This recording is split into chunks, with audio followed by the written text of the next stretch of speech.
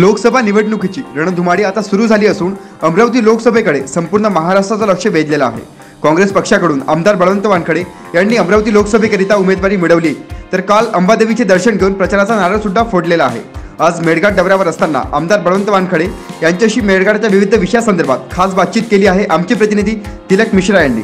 सारख्या सामान्य आणि गरीब कुटुंबातील एका कार्यकर्त्याला काँग्रेस पक्षानं फार मोठा विश्वास दाखवून माझ्यावर मला जो विश्वास दाखवला आणि उमेदवारी दिली त्याबद्दल मी काँग्रेस पक्षाचा आभारी आहो आणि घटक पक्षानं सुद्धा त्याला पाठिंबा दिला त्याबद्दल महाविकास आघाडीतील सर्व घटक पक्षांना सुद्धा पक्षाचे सुद्धा मी आभार व्यक्त करतो.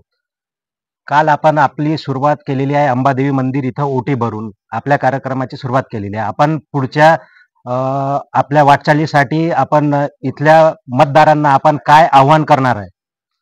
मी आव्हान हेच करेल की ही लढाई जी आहे ही जनशक्ती विरुद्ध धनशक्ती विरुद्ध जनशक्ती आहे आणि ही लढाई लढत असताना सामान्य माणूस हा माझा केंद्रबिंदू आहे.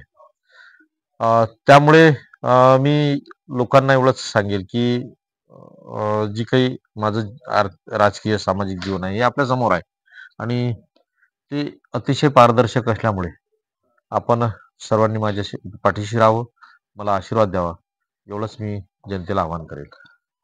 आपण ज्याप्रमाणे नवनीत राणा यांनी काम केलेलं आहे मेळघाटामध्ये, त्याचप्रमाणे आपले पुढची वाटचाल काय राहील आणि आपले पुढचे काय धोरण आहे मेळघाटाच्या विकासासाठी? नाही, काम कोण केलं, काय केलं, कसं केलं हे सगळे जनतेसमोर आहे आणि आज त्याचे परिणाम आपल्याला मेळघाटमध्ये पाहायला मिळतात. म्हणून मी त्याच्यावर काही भाष्य करणार नाही.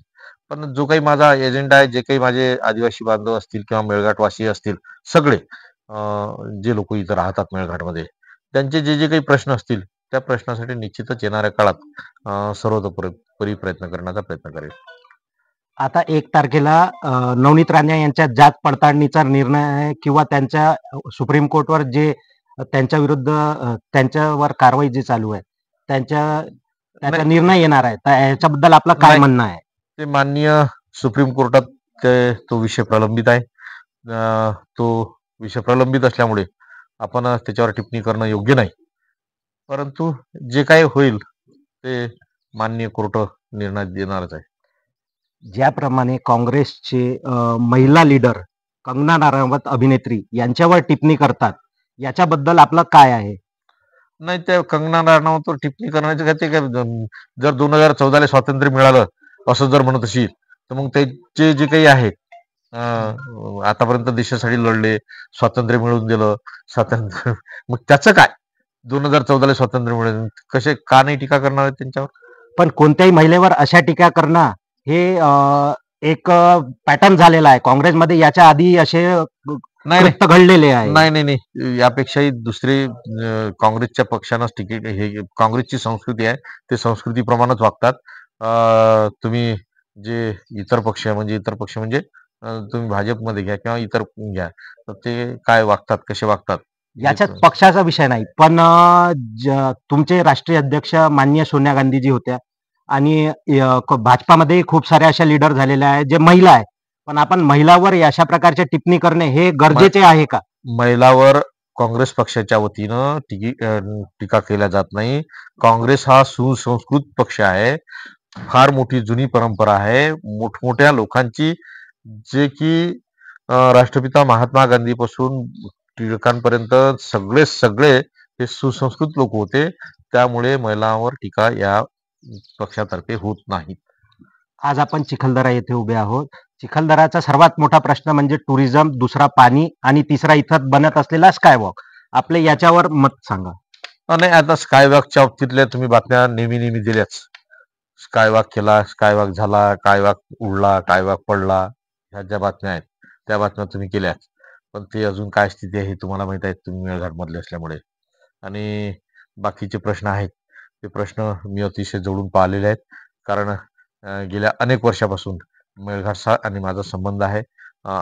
जिल्हा परिषदमध्ये असताना आम्ही जे काही काम केलं इथं आमच्या सगळ्या सहकार्यासोबत, आजही जिल्हा परिषदमध्ये आमची पंचायत समिती चिखलदरा आमची सत्ता होती आणि आजही चिखलदरा पंचायत समिती म्हणा, जिल्हा परिषद म्हणा किंवा धारणी म्हणा, इथं आमचे काँग्रेसचे चांगले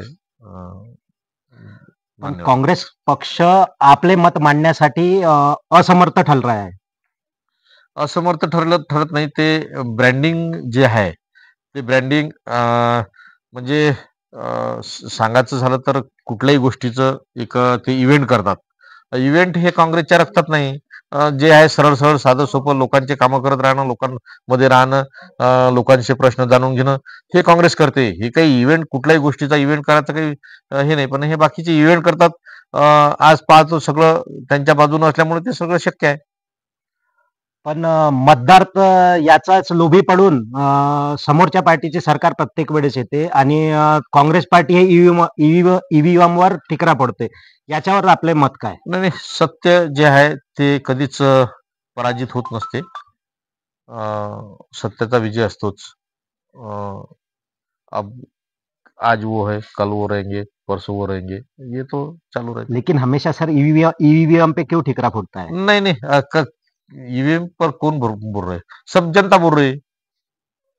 जनता बोलती है लेकिन जनता तो वोट भी ईवीएम से देके हमेशा भाजपा नहीं, को ही नहीं, चुनती है ना. वैसा नहीं है. वो जो कुछ वो तांत्रिक बाबी है, जो कुछ लोगों का राय है, लोगों को जैसा जैसा लगता है वैसा वैसा लोग बोलते हैं. काँग्रेस बोलती थोडीच. धन्यवाद साहेब. अशाच वेगवान घडामोडी पाहण्यासाठी आताच आमच्या जनविकास न्यूज चॅनलला सबस्क्राईब करा आणि राहा रोज अपडेट.